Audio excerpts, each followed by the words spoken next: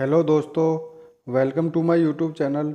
आप सभी का हमारे यूट्यूब चैनल में हार्दिक स्वागत एवं अभिनंदन है।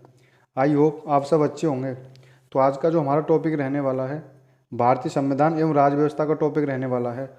और इसमें हम डिस्कस कर रहे थे मूल अधिकार, फंडामेंटल राइट्स। तो हम आज का हमारा जो लेक्चर रहेगा, आज का हमारा लास्ट लेक्चर रहेगा फंडामेंटल राइट्स का। यानी इसमें जितने भी परीक्षा की दृष्टि से, सिविल सर्विसेज की या स्टेट पीसीएस की परीक्षा की दृष्टि से जितने भी महत्वपूर्ण क्वेश्चन बन सकते थे, अभी तक हमने डिस्कस किए हैं। और इसके बाद जो भी हम डिस्कस करेंगे, जो विगत परीक्षाओं में बहुविकल्पीय प्रश्न होंगे, ऑब्जेक्टिव टाइप जितने भी क्वेश्चन बने हैं, उनको हम डिस्कस करेंगे।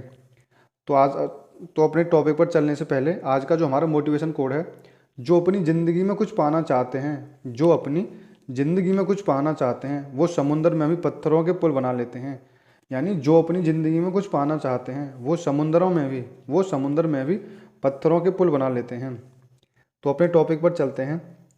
यानी रिट्स, यानी रिटों के संबंध में उच्चतम न्यायालय की अधिकारिता। यानी रिट्स रिट्स के संबंध में उच्चतम न्यायालय की अधिकारिता, यानी उच्च न्यायालय की अधिकारिता उच्चतम न्यायालय से विस्तृत है, क्योंकि अनुच्छेद 32 के अंतर्गत उच्चतम न्यायालय सिर्फ मूल अधिकारों के प्रवर्तन हेतु रिट जारी कर सकता है। यानी अनुच्छेद 32 के अंतर्गत उच्चतम न्यायालय सिर्फ मूल अधिकारों के प्रवर्तन हेतु रिट जारी कर सकता है, जबकि अनुच्छेद 226 के अंतर्गत उच्च न्यायालयों को मूल अधिकार के प्रवर्तन के अतिरिक्त किसी अन्य प्रयोजन के लिए भी रिट जारी करने की अधिकारिता प्राप्त है। यद्यपि संसद को अनुच्छेद 139 के तहत यह शक्ति प्राप्त है कि वह उच्चतम न्यायालय को भी किन्हीं प्रयोजनों के लिए रिट जारी करने की शक्ति प्रदान कर दे। यानी यद्यपि संसद को अनुच्छेद 139 के तहत यह शक्ति प्राप्त है कि वह उच्चतम न्यायालय को भी किसी प्रयोजनों के लिए रिट जारी करने की शक्ति प्रदान कर दे। नेक्स्ट है मूल अधिकारों के संबंध में उच्च न्यायालय की अधिकारिता उच्चतम न्यायालय का समवर्ती है। अतः याचिकाकर्ता उच्चतम न्यायालय या उच्च न्यायालय दोनों में से किसी में भी जाने के लिए स्वतंत्र है। उसे उच्चतम न्यायालय में जाने से पूर्व उच्च न्यायालय में जाना आवश्यक नहीं है। यानी उससे उच्च न्यायालय में जाने से पूर्व उच्चतम न्यायालय में जाने से पूर्व उच्च न्यायालय में जाना कोई आवश्यक नहीं है। वह सीधे उच्चतम न्यायालय में जा सकता है। किंतु यदि अनुच्छेद 32 के उपरांत आदेश दिया जा चुका है, तो वह उच्च न्यायालय के आदेश पर प्रभावी होगा। किंतु यदि अनुच्छेद 32 के अंतर्गत आदेश दिया जा चुका है, तो वह उच्च न्यायालय के आदेश पर प्रभावी होगा। तो नेक्स्ट है 1 अप्रैल 2016, यानी 1 अप्रैल 2016 को बॉम्बे उच्च न्यायालय ने किसी पूजा स्थल या मंदिर में प्रवेश करने में लैंगिक विभाजन पर रोक लगाई। यानी 1 अप्रैल 2016 को बॉम्बे उच्च न्यायालय ने किसी पूजा स्थल या मंदिर में प्रवेश करने में लैंगिक विभाजन पर रोक लगाई। यह फैसला शनि सिंगारपुर मंदिरों में महिलाओं के प्रवेश को लेकर हुए विवाद पर हुआ था। यानी यह फैसला शनि सिंगारपुर मंदिर में महिलाओं के प्रवेश को लेकर हुए विवाद पर आया था। तो नेक्स्ट है हमारे परीक्षा की दृष्टि से जितने भी क्वेश्चन बनेंगे, इसमें डिस्कस करेंगे अभी हम। किसने संवैधानिक उपचारों के अधिकार को संविधान की आत्मा और हृदय कहा है? नहीं, संविधान की आत्मा और हृदय कहा है, तो ये कहा है डॉक्टर भीमराव अम्बेडकर ने। और यह क्वेश्चन पूछा गया है यूपी पीसीएस मेंस 2004 में। यानी संवैधानिक उपचारों के अधिकार को संविधान की आत्मा और हृदय कहा गया है, तो डॉक्टर भीमराव अम्बेडकर ने कहा है। अपने मूल अधिकार को प्रवर्तित कराने के लिए अनुच्छेद 32(1) कहाँ आवेदन करने का अधिकार प्रदान करता है? जो 32(1) है वो उच्चतम न्यायालय में आवेदन करने का अधिकार प्रदान करता है। मूल अधिकारों को प्रवर्तित कराने के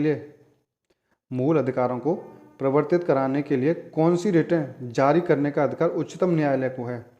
यानी मूल अधिकारों को प्रवर्तित कराने के लिए कौन सी रिटें जारी करने का अधिकार उच्चतम न्यायालय का, वो है बंदी प्रत्यक्षीकरण, नंबर 2 परमादेश, नंबर 3 प्रतिषेध, नंबर 4 उत्प्रेषण तथा और नंबर 5 अधिकार परीक्षा। यानी ये 5 रिट जो जारी करता है उच्चतम न्यायालय, वो हैं बंदी प्रत्यक्षीकरण, परमादेश, प्रतिषेध, उत्प्रेषण और अधिकार परीक्षा। नेक्स्ट चलते हैं अवैध कैद से मुक्त करने के लिए, यानी अवैध कैद से मुक्त करने के लिए कौन सी रिट जारी की जाती है? तो वो की जाती है बंदी प्रत्यक्षीकरण रिट, यानी अवैध कैद से जो मुक्ति करने के लिए जारी की जाती है वो है बंदी प्रत्यक्षीकरण रिट। किस बाद में अविनिर्धारित किया गया कि बंदी प्रत्यक्षीकरण रिट पर विचार करते समय निरुद्ध व्यक्ति का न्यायालय के समक्ष उपस्थित रहना अनिवार्य नहीं है, यानी उपस्थित रहना आवश्यक नहीं है? तो यह है कालू सान्याल बनाम डीएम दार्जिलिंग, कालू सान्याल बनाम डीएम दार्जिलिंग। किस याचिका के तहत कार्यपालिका को आदेशित किया जाता है कि वह उस कार्य को करे जिसको करने के लिए वह आवद्ध है? यानी किस याचिका के तहत कार्यपालिका को आदेश दिया जाता है कि वह उस कार्य को करे जिसको करने के लिए वह आवद्ध है? तो परमादेश, यानी परमादेश के तहत। किसी लोक सेवक या प्राधिकारी द्वारा किस प्रकार का कर्तव्य पूरा न किए जाने पर परमादेश रिट जारी की जाती है? तो वो है आज्ञापक कर्तव्य, यानी अज्ञापक कर्तव्य। तो ये पूछा गया था छत्तीसगढ़ पीसीएस 2005 में। किस लोक सेवा या प्राधिकारी द्वारा किस प्रकार का कर्तव्य पूरा न किए जाने पर परमादेश रिट जारी की जाती है? तो अज्ञापक कर्तव्य। कौन सी रिट अधीनस्थ न्यायालयों या अधिकरणों के विरुद्ध कार्रवाई को रोकने हेतु जारी की जाती है? तो वह प्रतिषेध रिट। कौन सी अधीनस्थ न्यायालयों या अधिग्रहणों के विरुद्ध कार्रवाई को रोकने हेतु जारी की जाती है? तो वो है प्रतिषेध रिट। किस रिट द्वारा सर्वोच्च न्यायालय अधीनस्थ न्यायालयों या अर्ध न्यायिक निकायों में चलने वाले वादों का पुनर्विलोकन करता है? तो यह उत्प्रेषण रिट द्वारा। यानी किस रिट द्वारा सर्वोच्च न्यायालय अधीनस्थ न्यायालयों या अर्ध न्यायिक निकायों में चलने वाले वादों का पुनर्विलोकन करता है? तो यह उत्प्रेषण रिट द्वारा। नेक्स्ट है, जब किसी अधीनस्थ न्यायालय या अधिकरण को अपनी अधिकता का अतिक्रमण करने पर या नैसर्गिक न्याय के विरुद्ध कार्य करने पर रिट जारी किया जाता है तो उसे कौन सी रिट कहते हैं? तो उसे कहते हैं उत्प्रेषण रिट। और ये क्वेश्चन पूछा गया था यूपी पीसीएस 2007 में। किसी लोकपद को अवैध रूप से कब्जा करने वाले व्यक्ति के विरुद्ध कौन सी रिट जारी की जाती है? यानी किसी लोकपद को अवैध रूप से कब्जा करने के लिए व्यक्ति के विरुद्ध जो रिट जारी की जाती है उसको कहते हैं अधिकार प्रेक्षा। और ये पूछा गया था 2007 में, यूपी पीसीएस 2007 में पूछा गया था ये क्वेश्चन। संसद विधि बनाकर किस सेवा के सदस्यों के मूल अधिकारों को निर्बंधित कर सकती है?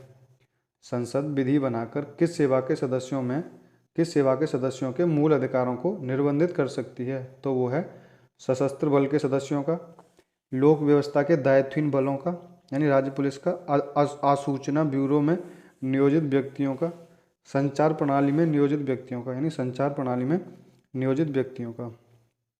तो नेक्स्ट क्वेश्चन है हमारा, जब सेना विधि प्रवृत्त हो तब किस अनुच्छेद के तहत संसद सेना विधि के तहत किए गए कार्यों को विधिमान्य घोषित कर सकती है? तो यह अनुच्छेद 34 के तहत। जब सेना विधि प्रवृत्त हो तब किसी अनुच्छेद के तहत संसद सेना विधि के तहत किए गए कार्यों का विधिमान घोषित कर सकती है, तो वह अनुच्छेद 34 के तहत। तो ये थे हमारे आज के लेक्चर के क्वेश्चन। तो आज का हमारा जो टॉपिक था जो काफ़ी टाइम से चल रहा था तो वो था हमारा फंडामेंटल राइट्स, तो मूल अधिकार। तो मूल अधिकार का जो टॉपिक था आज हमारा फिनिश हो गया है। अब हम नेक्स्ट टॉपिक में मूल अधिकार के जो विगत परीक्षाओं में जितने भी महत्वपूर्ण क्वेश्चन पूछे गए हैं उनको हम इस नेक्स्ट लेक्चर से उसमें डिस्कस करेंगे। तो आई होप आपको हमारा लेक्चर अच्छा लगा हो। यदि आपको हमारी वीडियो अच्छी लगी हो तो लाइक करें, कमेंट करें और ज़्यादा से ज़्यादा अपने दोस्तों में शेयर करें। और अभी तक हमारे चैनल पर नए हैं तो हमारे चैनल को सब्सक्राइब करें, बेल आइकन को क्लिक करें, जिससे कि आने वाली हर एक जानकारी, आने वाला हर एक नोटिफिकेशन आपको समय अनुसार मिल सके और आपकी तैयारी ईजी हो सके। Thank you guys. जय हिंद, जय भारत।